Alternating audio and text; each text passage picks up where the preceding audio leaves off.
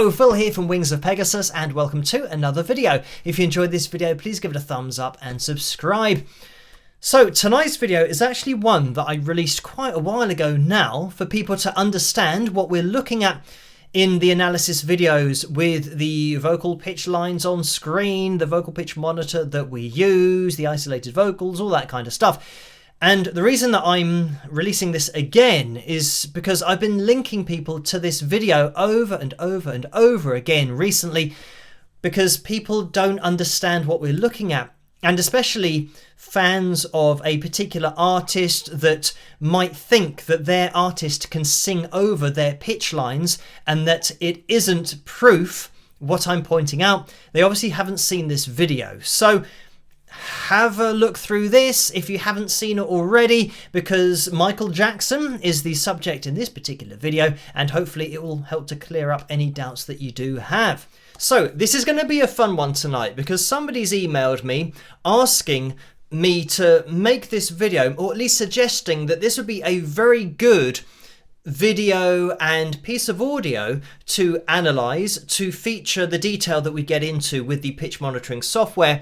And the footage that we've got here is rare because you've got Michael Jackson, who in terms of hitting pitches was one of the best ever, and he's singing the same thing over and over and over again. So it means that if there was an example of somebody being able to sing the same lines, this would be the video to go to, because he's not singing it 1 year and then doing it again another year. He's doing this at the same time, about 20 seconds after each other. He's just doing multiple takes of the same vocal for them then to stick that together in the studio for the final release to get that multi-track sound to the chorus. So as always, there's a link in the description below so you guys can watch this video independently if you want to. We're just going to be listening to the end section because this is the section where it's just Michael's voice.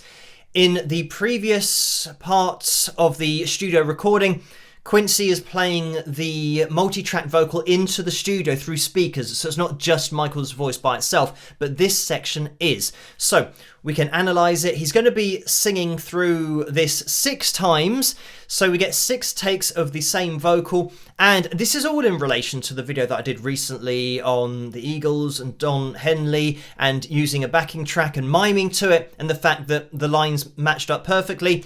And then some people said, well, he's been doing it for 50 years, so he should be able to sing it exactly the same way twice. But my point in that video, and then I did a follow-up video, was to show that it is impossible for anybody to sing on these vocal lines exactly the same way twice. So that's why you know it's exactly the same audio file when that happens. So we'll jump into it, and to begin with, I'm going to leave the pitch monitoring software on screen, but it's not going to register anything just because I want to obliterate the picture a little bit so that there's no copyright issues, but so you also know which video it comes from so you can check it out. But let's have a listen.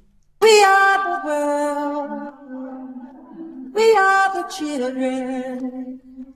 And I'm going to jump in here because to really highlight my point and maybe give people a deeper appreciation of my point, we're only going to analyze Michael Jackson singing "We Are the World" and just 4 words. So this first section, let's have a listen. We are the world. That's all we're going to analyze. And that was take number 1, because it will show you that when you're talking about a whole song, getting the whole song to be the same, or even sections of the song to be exactly the same on the pitch monitoring software is impossible. I'm going to show you that just 4 words have a unique fingerprint. So anyway, that was take 1. Let's now move it forward to take 2. We are the world. That's take 2. Let's have a look at take 3. We're just listening here. We are the world. Because I want you to maybe distinguish whether it sounds the same each time. We are the world. Michael actually cut that phrase off a little bit earlier. And this is take 5. We are the world. So these are all separate takes that Michael's doing in the studio, one after the next, singing through the whole chorus. We are the world. And there we have it. 6 takes of the same thing, Michael Jackson. And I mean, yeah, we could analyze the whole thing that he's going through, but I don't need to show you what I'm talking about. So what we're going to be doing is just listening to these first 4 words. We are the world. To illustrate my point, I only need the first 2 words. So we're going to go with this, which is we are. Just that noise that Michael is making every time. So I've zoomed into these first 2 words, we are, and this is take number 1. And I'm going to bring in take number 2, and I want you guys to see if you can spot any difference, because theoretically, if Michael is really, really accurate, his vocal fingerprint will be exactly the same. So I'll bring it on now, and these are perfectly matched up. You can see that the lines match up perfectly. So this is the G sharp 4, the G4, the F sharp 4. This was take 2. I'm going to get rid of take 2. And you can see how take 2 here was a little bit sharp. But also you'll see these kinds of anomalies here. And again, this is just a vocal. So in that video that we had with Don Henley's vocal, there's ambient noise in there as well. And things were still matching up. So this doesn't have the crowd noise on it, it's just Michael in the studio, but have a look at whether the lines are exactly the same, and you can see there's clearly pitch differences here, even though you can't hear them. It sounded like Michael was just singing the same thing 6 times. But anyway, so that was take number 2. Let's bring in take number 3. And again, I think you would probably agree that we're not getting a perfect replication of the line. It's pretty much all over the place. So that's take number 3. Let's do take number 4. And this one, actually, you can see that it was a little bit later. I mean, we're just talking fractions of a second here. But if I were to adjust this just across here and try and match up these lines, you know, the ascension in pitch, and if I move this up, you can see how he went sharp here a lot more than he did on the first take. Again, these kind of things, when you try and move it to match up, of course, other bits now go out because it's not the same thing. It really is like a vocal fingerprint. In order for these to look exactly the same as each other and for you to be able to drag one over the other, it has to be the same audio. So anyway, that was take 4. Let's bring in take 5. And here we've got an even more dramatic difference. Look at how sharp he was. And again, we're talking about 2 words, 2 notes. And again, look at the disparity here, pitch-wise, that we've got from the A4, this is, being a lot sharper. And let me get rid of that again. And this is now take 6, and we'll put this on. So now take 6 is a little bit closer. This peak is pretty much, I mean, spot on. But then, you know, with the slide and with this final pitch, again, you know, it's now considerably sharp to where it was previously.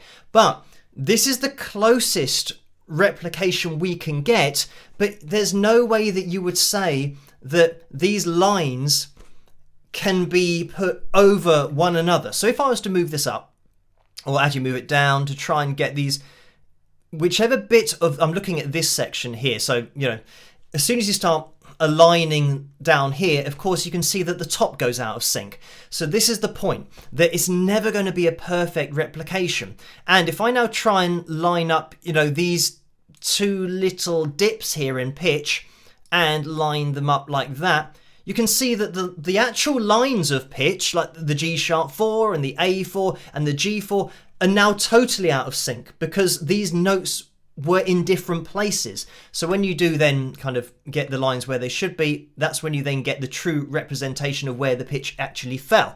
So this is what I'm saying, that it doesn't matter what we do. So if I take away number 1 and let's put together take 6 and take 3 like that, you'll see that the lines don't match up. Take 6 and take 4 don't match up. Take 6 and take 5 don't match up. What about take 5 and take 4 don't match up. Take 5 and take 2 don't match up. And you can go through every single variation of take here, 6 takes of Michael Jackson's voice, and none of them are going to match up to each other. So I mean, this might be quite a short video, but I think this is really interesting because it means that I can show you what I know, but also that the lines will never go over the top of each other unless you're doing something like showing a vocal line and then putting the same vocal over the top. So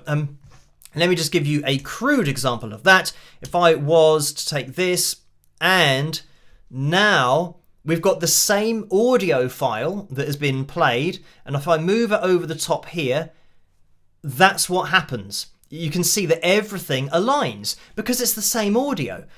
So when we don't have the same audio and we bring in any other take, let's take number 3 is this, you'll see this kind of thing. It'll just turn into a mess. So going back to that video that I did with the Eagles and the backing track and the audio that was being played, and Don Henley wasn't providing the live vocal because it was a pre-recorded vocal, even tiny sections matching up are something that should never happen, because the same person can't control the frequency of the vocal cord vibrations, because that's what we're looking at here.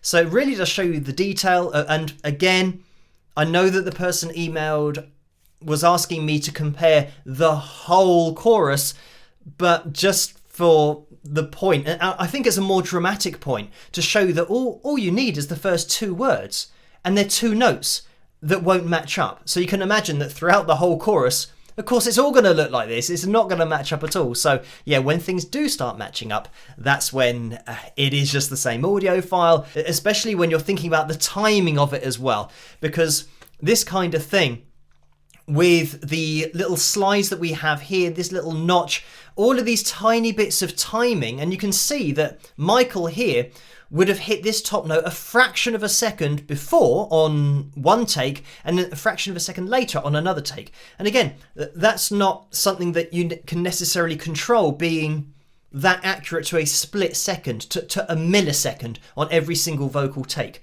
So when you start seeing everything match up, then yeah, it's just the same audio file. That's the only way to describe it. It's great that we have this example of a great singer, really accurate pitch-wise, just singing 2 words, and every time is different. If Michael had stood in front, I mean, having 6 is great, but if Michael had stood there and sung this 300, 400, 500 times, everyone would have variations in it, because I call it a vocal fingerprint, because it really is. I mean, there's so much detail in what we're looking at here, and it doesn't matter which one, as I've already shown you. It doesn't matter. We could even bring 3 of them together, and it's just going to start like an look like an absolute mess, because everyone is totally different. When you take this principle into now a live performance, and rather than focusing in front of the microphone in a studio and doing it multiple times and not being able to do it, imagine doing a performance 1 year, and then the next year you come back and your lines go over the top of each other.